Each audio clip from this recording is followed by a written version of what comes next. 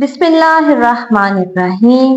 آئی کیو voice کے معزز سامعین السلام علیکم۔ کیا آپ جانتے ہیں پانچوں نمازیں کون سے نبیوں نے سب سے پہلے ادا کی اور ان کی وجوہات کیا تھی؟ سب سے پہلے نماز فجر حضرت آدم علیہ السلام نے ادا کی۔ جس وقت اللہ تعالیٰ نے ان کو دنیا میں اتارا اس وقت دنیا میں رات چھائی ہوئی تھی۔ حضرت آدم علیہ السلام جنت کی روشنی سے نکل کر دنیا کی اس تاریک اور اندھیری رات میں تشریف لائے۔ اس وقت ہاتھ کو ہاتھ سجھائی نہیں دیتا تھا۔ حضرت آدم علیہ السلام کو بڑی تشویش اور پریشانی لاحق ہوئی کہ یہ دنیا اتنی تاریک ہے، یہاں زندگی کیسے ممکن ہے؟ نہ کوئی چیز نظر آتی ہے، نہ جگہ سمجھ آتی ہے، کہاں رہوں اور کہاں جاؤں؟ ہر طرف اندھیرا ہی اندھیرا ہے۔ چنانچہ خوف محسوس ہونے لگا۔ اس کے بعد آہستہ آہستہ روشنی ہونے لگی اور صبح کا نور چمکنے لگا۔ صبح صادق ظاہر ہوئی تو حضرت آدم علیہ السلام کی جان میں جان آئی۔ اس وقت حضرت آدم علیہ السلام نے سورج نکلنے سے پہلے 2 رکعت بطور شکرانہ ادا فرمائی۔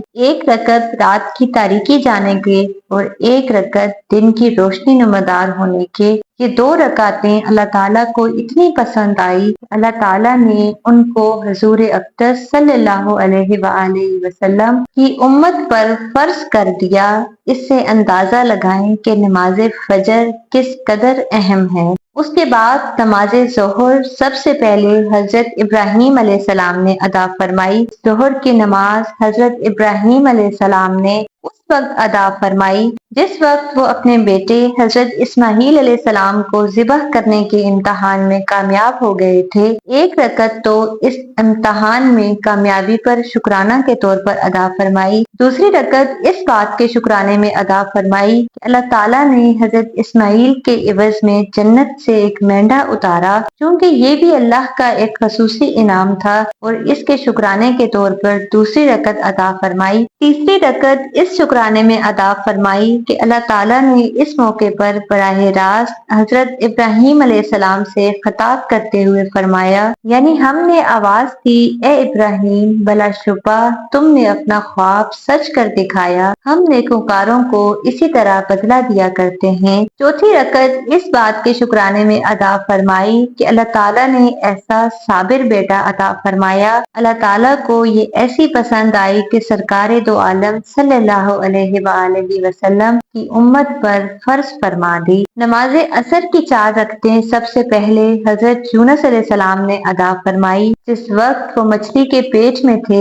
وہاں انہوں نے جب اللہ تعالیٰ کو پکارا، جس کو اللہ تعالیٰ نے اس طرح نقل فرمایا، چنانچہ انہوں نے ہمیں تاریکیوں میں پکارا تو ہم نے ان کی دعا قبول کی، ہم نے ان کو اس گھٹن سے نجات دے دی جو ان کو مچھلی کے پیٹ میں ہو رہی تھی، اسی طرح ہم ایمانداروں کو نجات دیتے ہیں۔ چنانچہ جب اللہ تعالیٰ نے ان کو مچھلی کی پیٹ سے باہر نکالا تو انہوں نے شکرانے کے طور پر 4 رکعت نماز ادا کی، اور یہ 4 رکعتیں اس لیے ادا فرمائی کہ اللہ تعالیٰ نے ان کو 4 تاریکیوں سے نجات عطا فرمائی۔ ایک مچھلی کے پیٹ کی تاریکی، دوسری پانی کی تاریکی، تیسرے بادل کی تاریکی اور چوتھے رات کی تاریکی سے۔ اللہ تعالیٰ کو یہ 4 رکعت اتنے پسند آئے کہ حضور اکرم صلی اللہ علیہ وآلہ وسلم کی امت پر ان کو فرض فرما دیا۔ مغرب کی 3 رکعتیں سب سے پہلے حضرت داؤد علیہ السلام نے ادا فرمائی۔ اگرچہ انبیاء سے گناہ سرزد نہیں ہوتے، وہ گناہوں سے معصوم ہوتے ہیں، لیکن بعض اوقات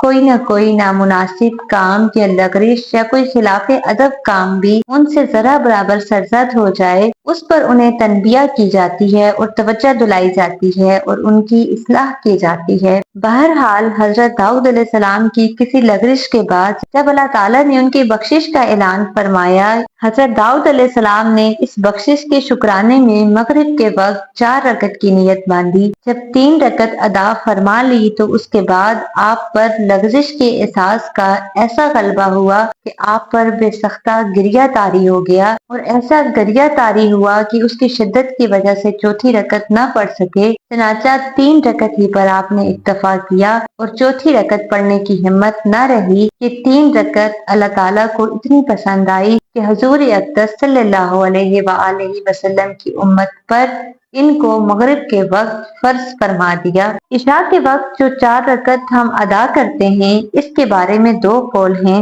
ایک قول یہ ہے کہ سب سے پہلے حضرت موسیٰ علیہ السلام نے یہ نماز ادا فرمائی جس وقت آپ حضرت شعیب علیہ السلام کے پاس 10 سال قیام کرنے کے بعد اپنے اہل و عیال کے ساتھ مصر تشریف لا رہے تھے۔ آپ کے اہلیہ امید سے تھی، ولادت کا وقت قریب تھا اور سفر بھی خاصا طویل تھا، اس وجہ سے آپ کو بڑی فکر لاحق تھی کہ یہ اتنا لمبا سفر کیسے پورا ہوگا۔ دوسرے اپنے بھائی حضرت ہارون کی فکر تھی، تیسرے فرعون جو آپ کا جانی دشمن تھا اس کا خوف اور اس کی طرف سے فکر لاحق تھی، اور چوتھا ہونے والی اولاد کی فکر لاحق تھی۔ ان 4 پریشانیوں کے ساتھ آپ سفر کر رہے تھے، پھر سفر کے دوران صحیح راستے سے بھی ہٹ گئے جس کی وجہ سے پریشانی میں اور اضافہ ہو گیا۔ اسی پریشانی کے عالم میں چلتے چلتے آپ کوہ طور کے قریب اس کے مغربی اور دائیں جانب پہنچ گئے۔ رات اندھیری، ٹھنڈی اور برفانی تھی۔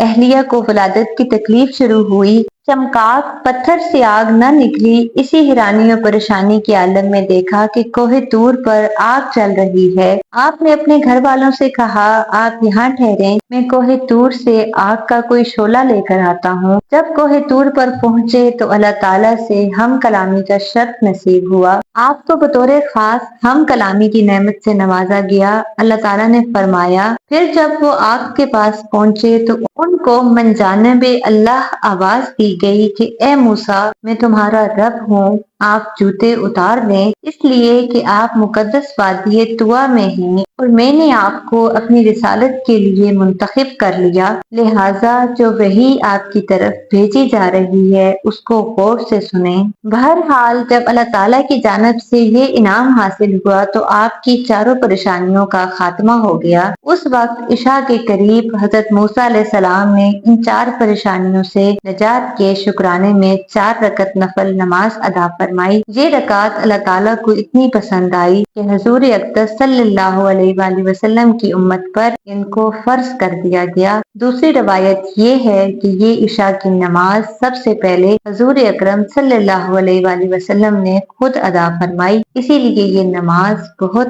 اہم ہے۔